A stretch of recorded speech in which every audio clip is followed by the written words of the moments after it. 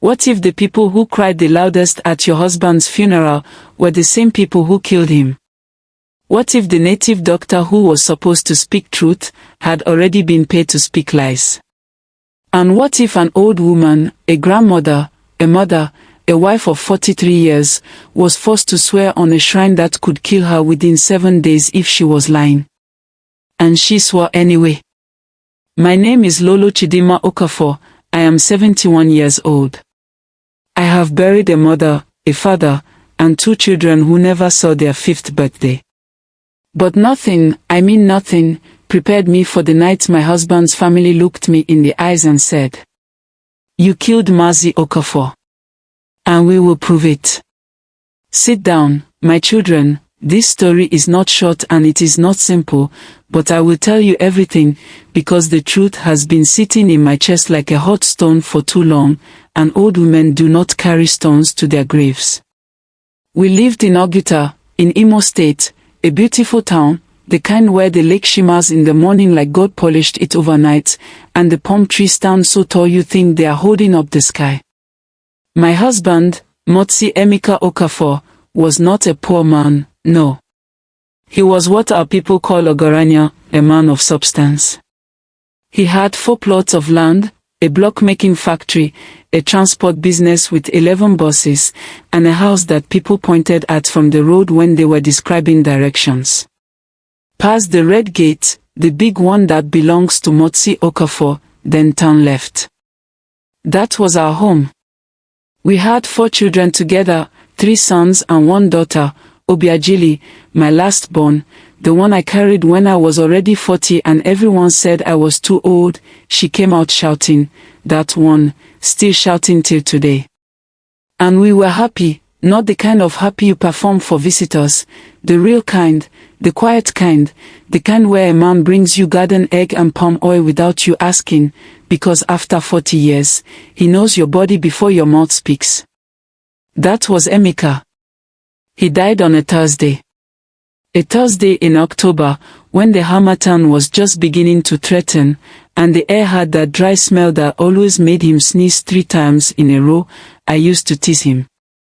"Emeka, your body is announcing the season."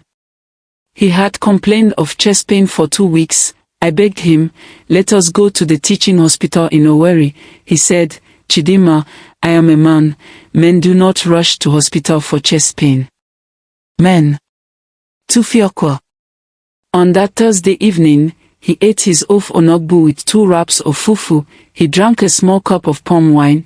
He sat outside to watch the sunset. He did that every evening, my Emeka, and then he called my name.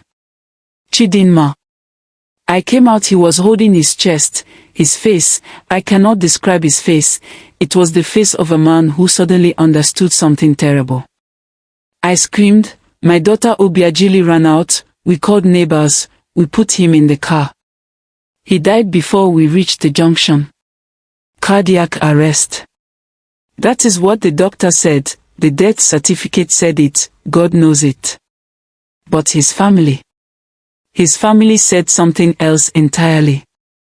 3 days after the burial, while I was still wearing black, while my eyes were still swollen, while I could still smell his clothes on the pillow because I could not bring myself to wash them, his elder brother, Motsi Chukwemeka Okafor, a man I had cooked for, prayed for, sent money to when his shop burned down in 2009, walked into my compound with 6 other family members and sat down in my parlor like they owned it. Which, apparently, they believed they did. "Chidinma," he said, "not even our wife, not even Lolo, just Chidinma, like I was a child, we need to talk about our brother's death." I said, "Talk." He looked at the others. Something passed between them, a look I did not understand then, but I understand now. "There are people saying," he started, and you notice how they always start with "there are people saying," so they do not have to take personal responsibility. "There are people saying that Emeka did not die a natural death." I felt the room tilt. "They are saying that you poisoned him, so that you could take his property before his sons could inherit." My daughter Obiajili stood up so fast her chair fell backwards. "What?" I put my hand on her arm because something cold had entered my body, not anger. I would feel anger later. In that moment, it was something colder, recognition, because I looked at Chukwemeka's face, and I saw that this was not a question. This was already a plan. Over the next week, things began to happen. Emeka's lawyer, a man called Barrister Nosu, who had drafted the will himself, suddenly began to behave strangely. He stopped returning my calls. When I went to his office, his secretary said he was not available. When I finally caught him in the car park, he looked at me with something I can only describe as guilt dressed up as professionalism, and said, "Madam, these things are complicated. I suggest you get your own lawyer." Then I received a visit from my husband's second son, Chidi, not my son, the son from Emeka's first relationship before we married, a young man I had welcomed into my home, fed, paid school fees for. Chidi sat down and said, "Mama," he called me Mama, "I want you to know that this is not my idea, but there is nothing I can do." "What is not your idea?" I asked. He could not look at me. "Uncle Chukwemeka has gone to see Dibia Ogbuefi in Oguta. He has paid him. The Dibia will say that his oracle revealed you used Ogu, medicine, to kill Papa, and then they will use that to challenge the will in court and take everything." I sat very still. "And you?" I said, "What will you do?" He stood up. "I am sorry, Mama," and he left. That night, I did not sleep. I lay on the bed that still smelled of Emeka and I thought, 43 years. I gave this family 43 years. I buried my pride, my youth, my body. I cooked, I prayed, I suffered, I loved, and this is what waits at the end. But here is what they did not know about me. I am from Arachuku. And in Arachuku, we do not go down without making the ground shake. 2 weeks later, they came with the native doctor. Dibia Ogbuefi was an old man, thin like a stick that had been left in the sun too long, with red camwood on his face and a leather bag that rattled when he walked. He came with Chukwemeka and 4 others, and they set up in my compound, my own compound, like they had been invited. "We are going to do Mio consultation," Chukwemeka announced. "The spirits of our ancestors will reveal the truth about my brother's death, and if you are innocent, Chidinma, you have nothing to fear."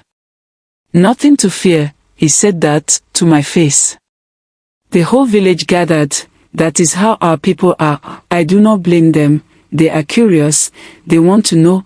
They stood around my fence, lined the street, climbed on walls. Children sat in trees. The Dibia began his consultation. He threw shells, he muttered, he poured libation, and then he looked up and pointed his crooked finger at me and said, "The wife killed him, the oracle does not lie."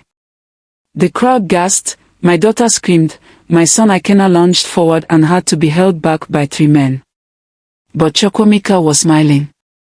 "And so," he said loudly, for the crowd, "as the head of this family, I am invoking our tradition. Chidinma must swear an oath. She must take the juju oath at the shrine of Ogbuefi. If she is lying when she says she is innocent, she will not see the end of 7 days." The crowd murmured. Some people nodded because that is how it works.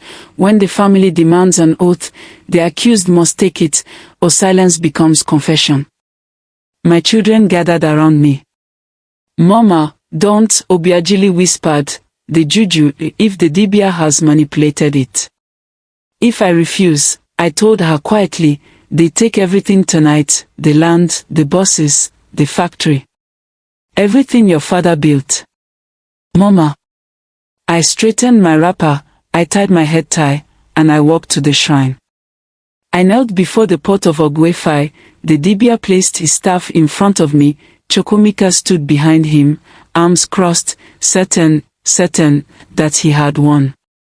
I looked at the shrine, and then I looked up at the sky, and I spoke, not to the Dibia's oracle, not to any juju, but to the God of my mothers, the God who had been with me since before I knew his name. I, Chidinma Adiz Okafor, born Chidinma at these ears of Arachuku, swear before heaven and earth, before the living and the dead, before my husband whose eyes are watching from wherever God has put him. I did not kill Emeka Okafor. I loved him, I served him. And when he was dying, I held his hand and begged God to take me instead. I swear this, and if I am lying, let whatever punishment is due come to me. But if I am telling the truth. I paused, and I looked directly at Dibia Ogwefai. Then let the truth find everyone who has spoken falsely today. The crowd went silent. Even the trees seemed to go still. The Dibia's hand, holding his staff, was shaking. He knew that I knew.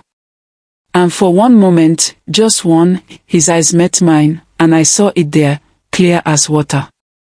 Fear. That night, as my children gathered around me in the house, as we held each other and prayed and cried, my phone rang. An unknown number. I almost did not pick it, but something, call it instinct, call it the voice of my husband, made me answer.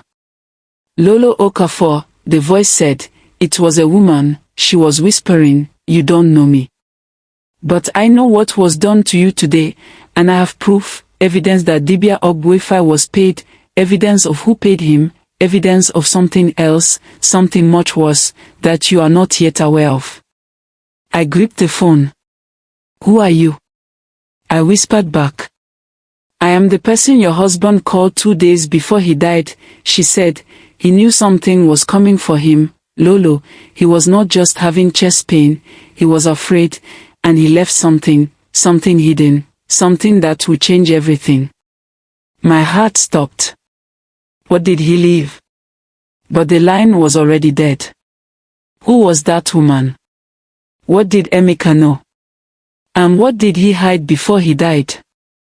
If this story is already pulling you in, subscribe to this channel right now and turn on your notification bell, because part 2 drops soon, and what happens next will make your jaw drop. We are just getting started. Like this video if you felt Lolo Chidinma's pain. She deserves to know you are on her side. Comment below, do you think the mysterious woman is an ally or another trap? And who do you think paid the Dibia? Was it really just the brother-in-law, or is someone else pulling strings from the shadows? Part 2 is coming, and trust me, nothing is what it seems.